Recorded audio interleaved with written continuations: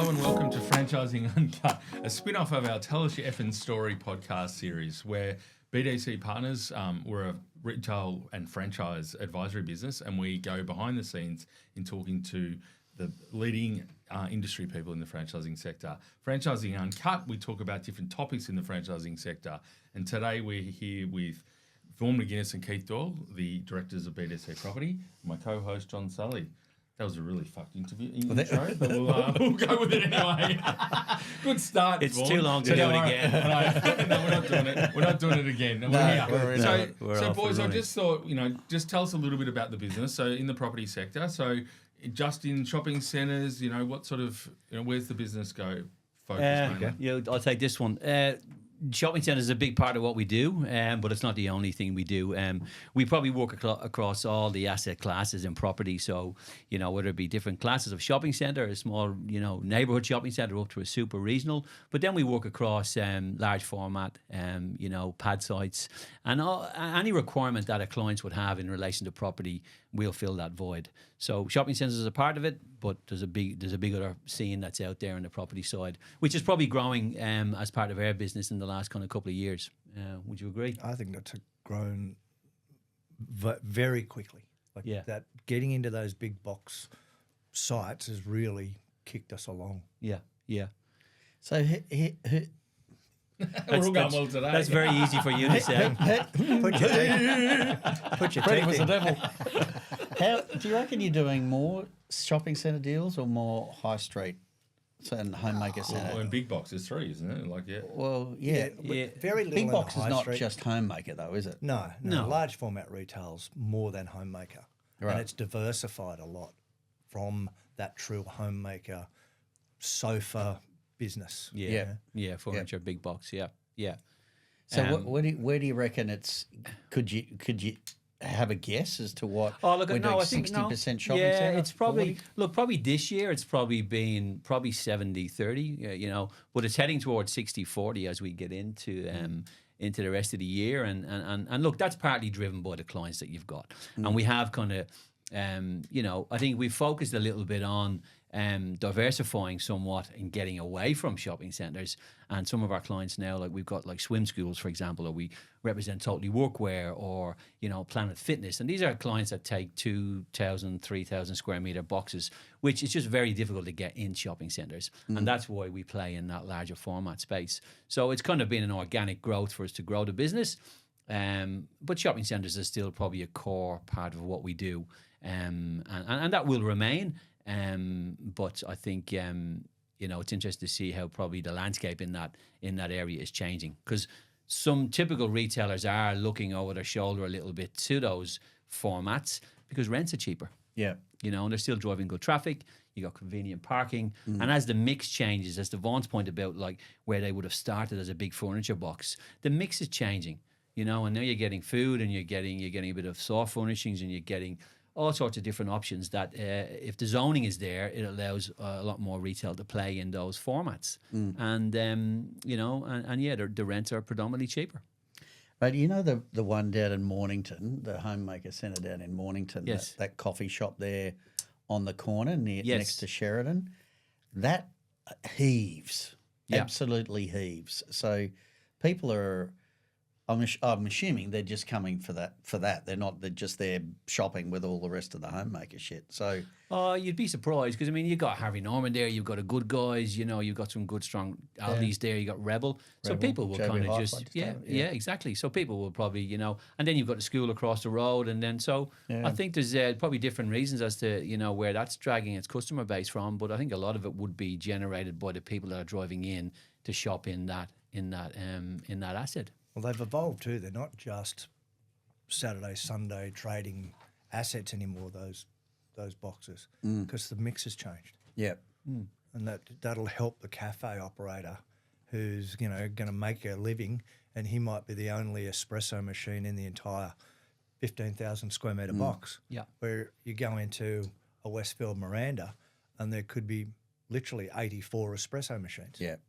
So it's And you're getting more and vastly more different. repeat visits. So if you've got a client that's a coffee shop and they say we want to go into a shopping centre, how do you choose between a different shop? Like, why would you choose one shopping centre over another one? Is it because who owns it, or is it because of the other mix of tenants in there, or what are the things you look at? A lot of it's got to do with where they want to be. You know, they'll want to trade within probably an hour's drive from home, so that, you know, a mum and dad operator wants convenience, wants a lifestyle as well. They just don't want to, you know, work 7 days and, you know, have to travel 2 hours either way. So that's a big thing, you know, convenience for them. And then you just look at the asset and the mix and the number of espresso machines in the place, and good, bad, or indifferent, and then just try and pick up something that there's not too much competition in for them, but it's going to be enough traffic flow that it's good, solid, you know, 7-day-a-week business, if that's, or they might want to operate 5 days a week. So then you steer them into a CBD location. Yeah, okay. I think that's a really interesting question, because it's $1 million question for a lot of retailers as to why that particular asset. And you know, data tells you a lot as to maybe what drives a particular asset's success. You know, like we really dig into that quite deeply with different tools that we use within our business. But primarily, Vaughn's touched on a couple, but there's a lot more science that goes into it to understand the performance. Because when we represent a client, let's say, to your question, in the coffee space, we'll understand what that metric of the coffee per square meter is in the asset. And so you really look at the competitor activity within that, and then you look at the rates per square meter. And then once you're getting an idea of what the cost looks like, it's very easy for us to be able to start manipulating numbers to be able to get an assessment as to maybe what they would need to do in coffee sales to be able to pay the rent. And ultimately, that's what it's about. It's being able to obviously afford the rent, make a nice gross profit, pay your wages, and have a profit left over. So, you know, as part of our business, it's kind of, yes, we'll do the property side, but myself and Vaughn get very deep under the hood as to how the business actually works in the first instance, what's really important to you, and then from there, you can start digging. So you can push back on people and say, look, the rents are going to be too expensive in that. Like, they want to be in Chadstone. I don't know that. Yeah, everyone wants to be in Chadstone. Great example. But your business model, like, once we've unpacked it, it's probably not going to be able to make it in Chadstone. Great question. It's too expensive. So you're probably better off at, I don't know, Glen Waverley Shopping Centre or something a little bit further out that's not as popular because you'll manage it, or is that absolutely. You're not far wrong. I mean, every aspirational retailer would like to be in Chadstone Shopping Centre. Now we know that, you know, not every retailer in that asset is profitable. Now, for whatever reason why they want to be there, it's probably one of the best assets in the country and probably ranks 4th or 5th in the world. But you know, you can buy a lot of coffee there. There's certain areas within the centre that you're going to have to pay a lot more to be located in, and then really and truly, based on the rent, is it going to be as profitable as a Glen Waverley? So yes, absolutely, there are things we would look at, but price conscious.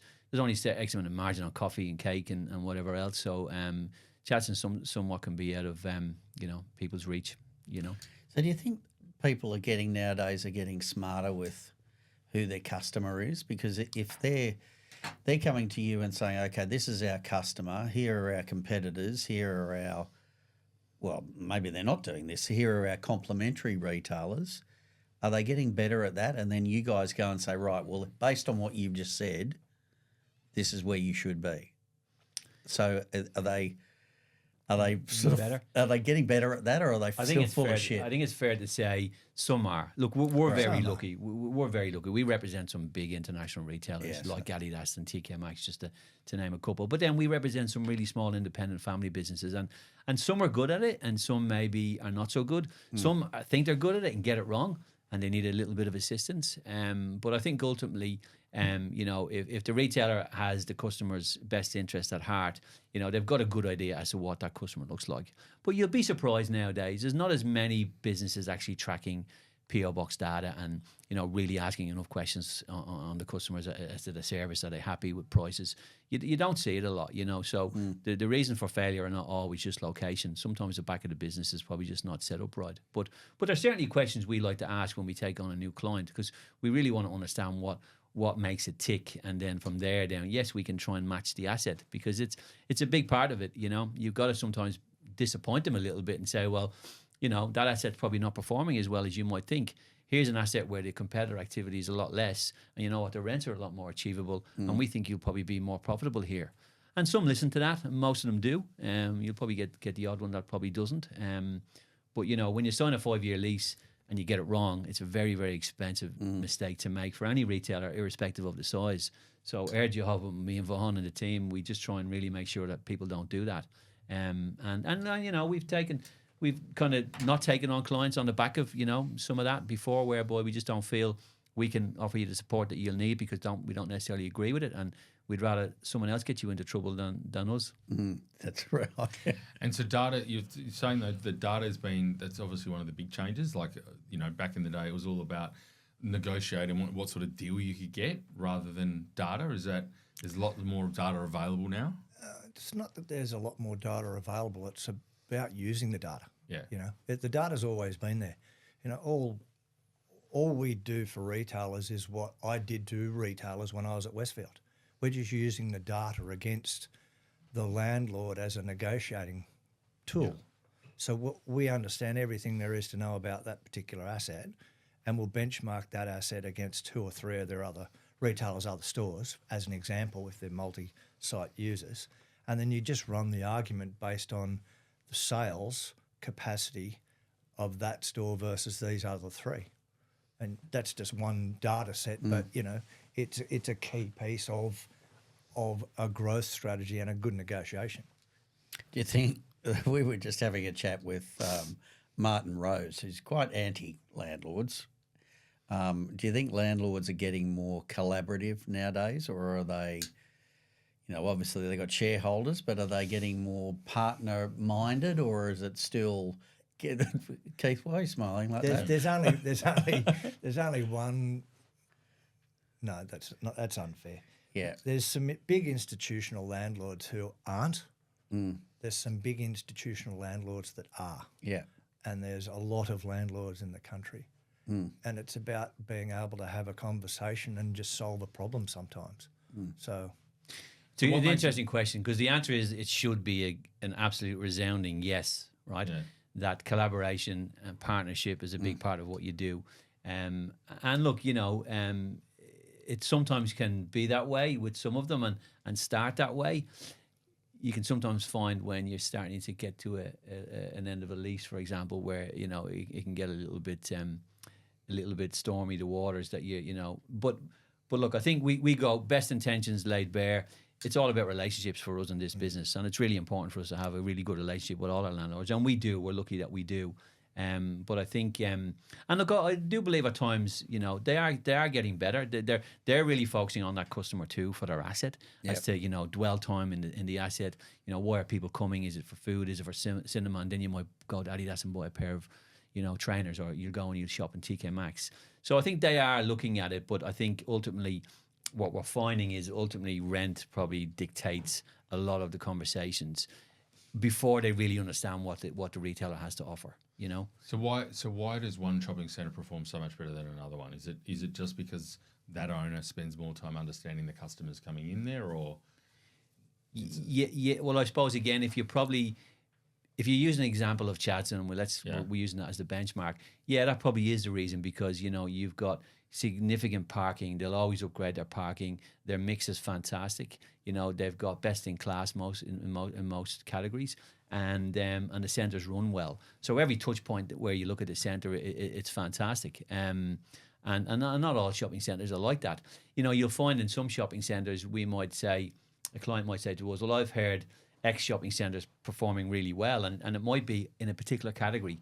And if you go back to the coffee analogy, it might be, well, that's overcooked in that category. But you know what? It's probably undercooked in this category. So I think you'll find that there's a really varying mix of assets that, perform well, but not always in all categories.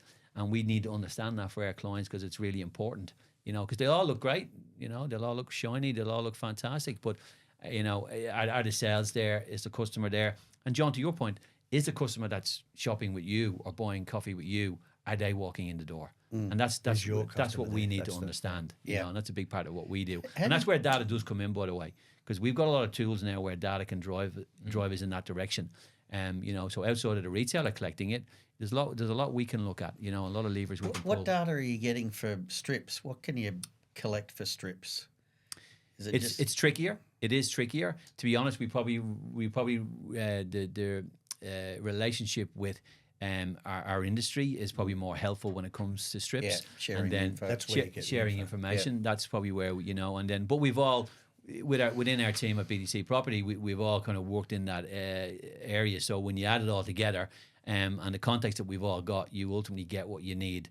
But it is a lot harder to go to a strip than or even sometimes one of those, pad site environments maybe versus a shopping centre. It can be a little bit trickier.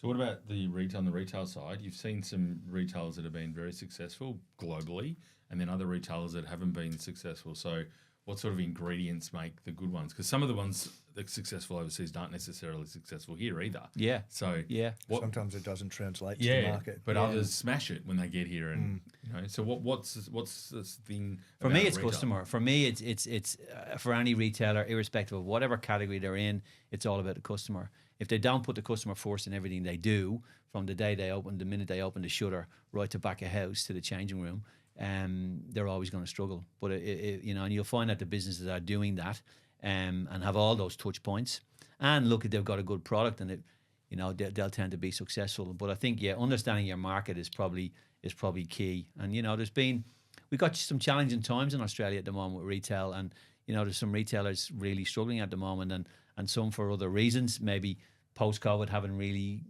got things going. Or some have just got a poor offer, Bruce, and they run badly, and their offer's not. But people are spending less money. But some retailers are still going well. But a lot of our clients are telling us too. Yes, traffic is probably slightly down, but average basket and average sales have gone up. So people are probably spending a bit less. But that gets back to what you do well as a retailer, that you take the market share and you don't let your competitor do it. And I think the really good ones, that's what they do well, even in tough times, and some businesses, we're finding some of our clients are growing during this time. Oh, yeah. We've got significant clients that are 10-15% up on like for like on last year, for an example. So now with COVID probably gone, and we're not comparing, so there's still some retailers are up and about and very aggressive, but certainly I think the weaker ones in a tougher environment are the ones that will always fall by the wayside. So what categories out there are really struggling? That is fashion still struggling? Fashion's been people. So they're not. So their mortgages went up 13 times last year or the year before now. So so that's the thing that goes first, because they're still going out. They're still eating out. Yeah. But what you'll see in markets like this is cosmetics will climb, because practically every woman can go and afford a new lipstick, but they might not be able to afford a new dress. Yeah. So there is counter-cyclical things like that. Yeah, it's a really good point. Yeah. I think fashion is probably, and again, but when you look at fashion and you kind of then, if you look at someone like the Rag Group, for example, they're actually kind of growing, and their floor plate is actually increasing in size. So there's probably some paradoxes there too, as to maybe being openly generic about, general about who's struggling. But certainly I think females fashion, is fair to say, the feedback we're getting from a lot of leasing teams is that probably is a little bit soft.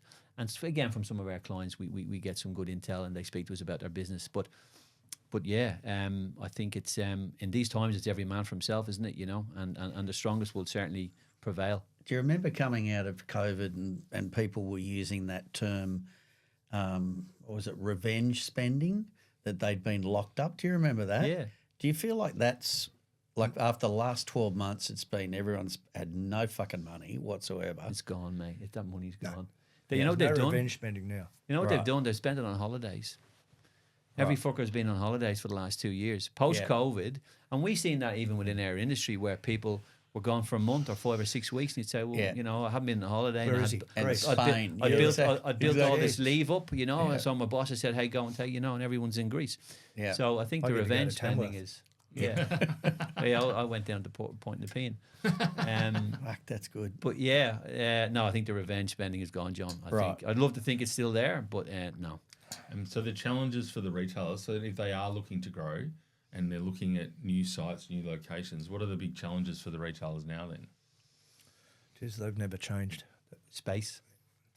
The challenges have never changed. The issue is coming up with solutions. And the first question to ask any retailer is, why have you got if your store's good, why is it good? And they don't understand. So the challenge is getting them to understand why. And then once they understand, they can tell that to us, and then we can put that into a growth strategy for them and replicate the good one. And then ask them why a bad store is a bad store. So understanding their point of difference. They have to and understand their business. Yeah. But to getting grow. premium space, getting because they all want the same thing. They tell us the same thing. We want, with the Antrail, we want where all the people Cornering.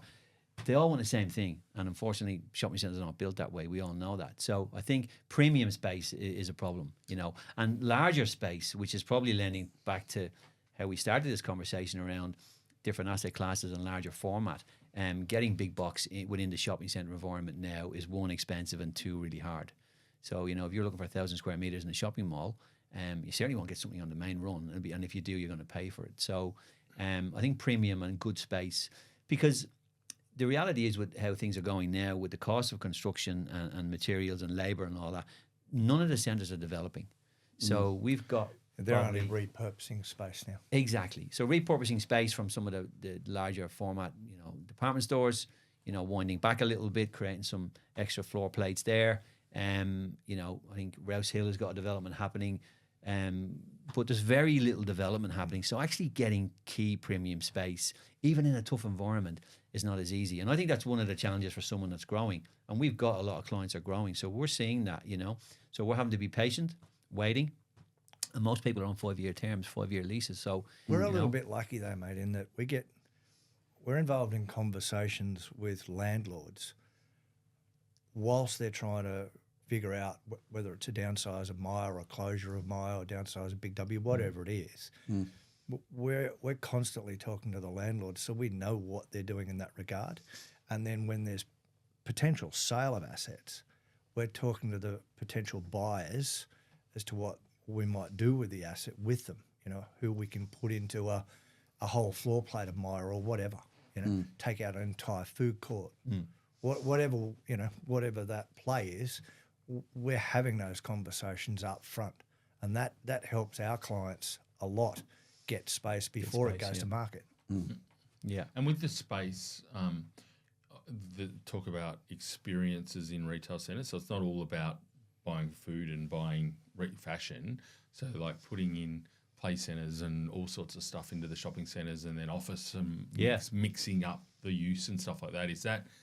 How's that playing out? Do you think that people are, you do represent, are you going to put a swim school in a shopping centre? Yeah. Yeah, no, absolutely. Good question. Absolutely. One of the big things that we've done as a business over the past few years is diversify our client list and figure out reasons that landlords will want to do business with our clients, whether it's Planet Fitness, who will drive north of 5,000 visits per week through that site, or a TK Maxx, for instance, which drives 14,000, 15,000 people through their store every week.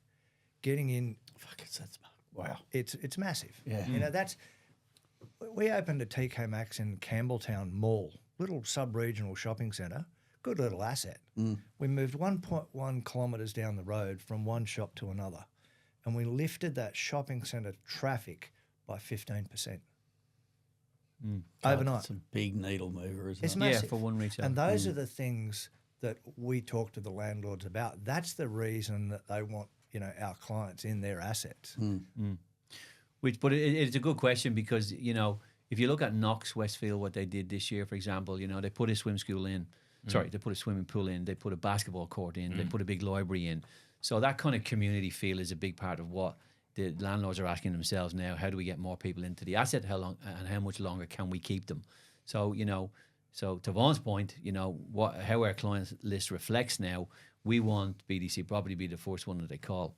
So you've got a whole variety. Well, You've just got exactly. the fashion retailers, And then you've got, you want to put entertainment in, we can do that. You need a sushi guy, we've got a sushi guy. You need a barber, we've got a barber. You need a large global international, we've got 2 or 3 of them. But looking at it through their eyes, they just want a bit of diversity in why people are coming to the centre. They want a reason. They want a reason for mum to put the iPad down on the couch, get the kids and put them in the car and to go to the shopping centre.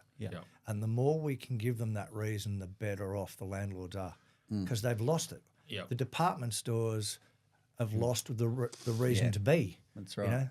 The reason that landlords invested so heavily in them was to draw traffic. Now they're not drawing the traffic. They're not doing What it. about the trend for online? So if people are buying, if I don't know what percentage it is, 15% or whatever, what people buy online now. That's just going up and up and up. So people are, my house, I've got 4 kids that have parcels delivered every day. Every day. It's like Christmas every day at my house. Yeah. So, you want to check your credit card statement, Bruce? But I don't know, I'm not in the retail centres all the time. So how are they managing mixing of that online, focusing on, if they've got money to spend it on your website, spend it on your online business, or open another site. It's omnichannel now, mate. Yeah. The ones that are doing it well are just doing both. And they complement each other. They go hand in hand. I mean, there was a real scaremongering going back I'll probably go back as far as 7-8 years where it was like, hey, this is going to take over. Bricks and mortar really hasn't got a future. I worked with Moira at that time, and omnichannel was the buzzword. Mate, it's now the good retailers do it well for both, but bricks and mortar has proven true to the end that people still want to go in, they want to feel, they want to touch, and they want the experience. Yeah, and you'll find that certain products that the kids do buy online, and I've got 3 kids too, and not too dissimilar. There's always something coming through, but I'm finding that Shein and some of these other websites now are being used for low cost products and like cheap and cheerful bits and pieces. But if they still want to go and buy something, let's call it significant, as in maybe dollar value, they like to go shopping, and especially, that younger age group, I feel, I mean, an old bastard like me, I mean, I hate shopping, but I've got to be in shopping centres but when I go and shop myself, it's like, oh my God, can I do it online? But I'm so old that I'm not doing it that much online either, so I still get dragged in, right? That's bullshit. If you went to a golf shop, you'd be like a puppy with 2 tails. That's different. But no, look, it's a good question. But I think, look, anyone that does it well has got a good taste of both, and it's a big part of it, especially for promotions, because you'll find a lot of them will promote more online than they will in store. GP's lower, when you do that, whereas in store you're paying the high rent, the high overheads, and they won't promote as much. One of our major retailers, TK Maxx, isn't online. Oh, really? Not online. And don't plan to be. Well, because they're turning stock over so quickly. Yeah, they can't. It might not be there. Well, it's an off-price model. Think of that. It's an off-price model. So you're You can't say I've got 17 brown jackets that are large. You've probably got one. Yeah. Well, one in each store, maybe. So one of the things that you've said over the years is at the end of when retailers are coming up for renewals, the thing that they must have is options. So they're not stuck. they do have an option to go out on the street or whatever. Do you think that they're getting better at that? I know it's under your both your tutelage and teaching them to do that, but do you think they're getting their head around that better? Oh, look, if you know about it, yeah. That's the single biggest difference between a landlord and a retailer. Landlord is trained to give themselves options, and the retailer worries about their shop. It's their shop. It's their first shop. It's the first shop that they did this in or that. Emotionally attached. They're emotionally attached to it. And, that's the way to get belted by a landlord if there was ever a way, Yeah. Is to get emotional about a piece of bricks and mortar, for sure. Because that's the big thing. I mean, I would have thought, particularly in the last 5 years, that the renewals rents are coming down. There's obviously no doubt about it, but are they coming down as much as they could? Don't think rents are coming down, John. You don't think so? No, very slowly. It depends.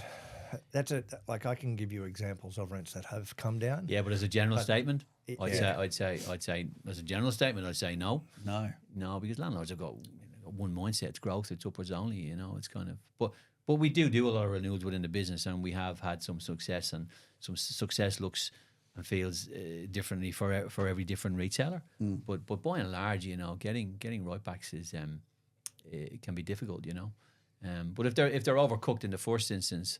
Obviously, you have more of a chance, right? But when it gets to rents, it's all about. This is where we get back to this collaboration between a landlord and a retailer. It's got to work for both parties. Yep. And if the retailer's not making a profit, how do they expect them to pay the rent? If the gross profit dollars are not there, where does it come from, right? So, some retailers are great at burying their head in the sand and not really understanding the retailer's business. And some will then just not cut it, and then they'll move on to the next one and they'll just look to replace you.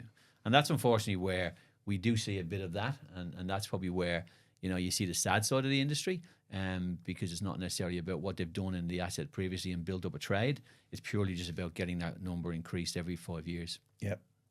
And they're getting, you talked about data. I mean, before that it's just so critical when they're making decisions and spending, $500,000, $1 million on fit out, that their research around their customer or where the areas, all that sort of stuff that you guys are doing as well is absolutely critical. So teaching them to do that and showing them how to do that is a tough job, or is it they listening?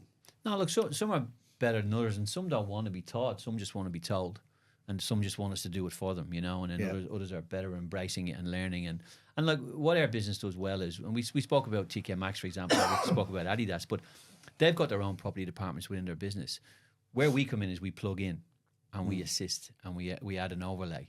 So some of the smaller retailers we represent don't have anybody, so we are the property business, so you get a mix, but some want to be taught, want to be trained, and we do. That's part of our service. We kind of do that, but some just want you to do it for them, and we're happy to do that, and it's probably why we're here today, because there's a big demand for that.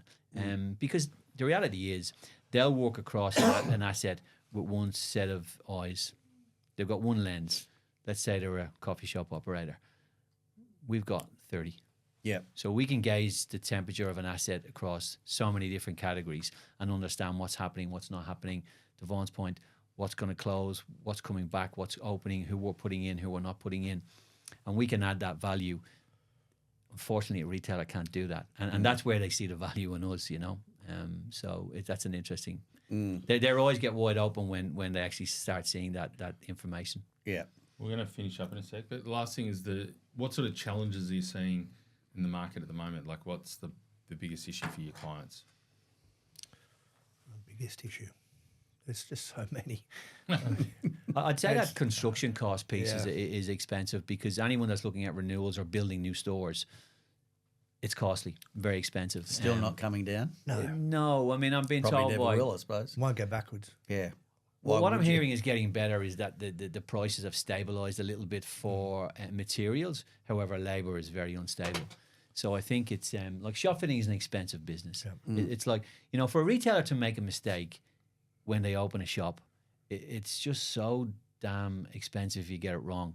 Because it doesn't matter what size and relative to your business, but shop fitting is so expensive, So you get that wrong and you get the location wrong, and then you got a big rent.